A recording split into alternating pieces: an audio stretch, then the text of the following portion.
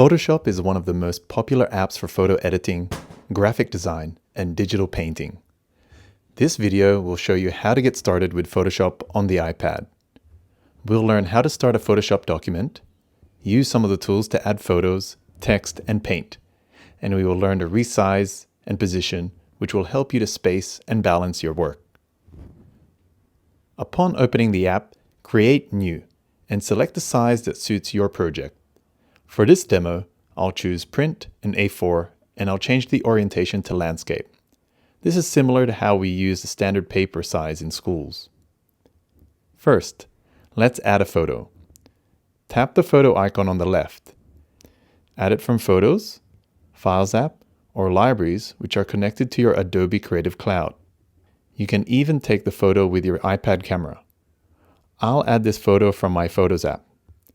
Use 2 fingers to resize the paper. Use the white circular handles to resize and position the photo. Second, let's add text. Select the capital T on the left.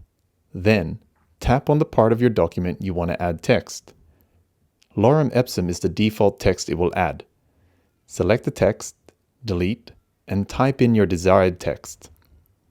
Change features of your text on the right, such as text type, size, color, and alignment. Use the cross to change the position of your text. Third, let's paint over our photo. Before you do, it's a good habit to add another layer, which makes it easy to edit your work later. Tap the plus button on your right to add a layer. Once done, choose your brush. For this demo, I'll choose Mix Splatter Brush and reduce the brush size to around 200. You can change the color by tapping on the color circles.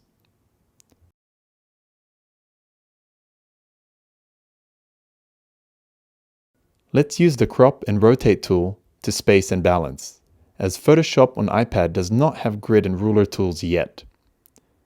Tap on the Crop and Rotate tool to get a visual of your spacing and balance. Tap Done on the top right and adjust your photo, text, or any graphical element.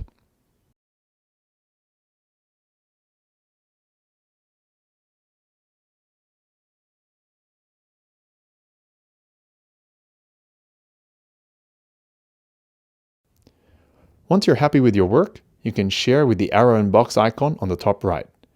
You can either quick export as a JPEG photo file, which is useful for easy sharing and viewing, or select the Publish and Export to have further options of how you will share your work.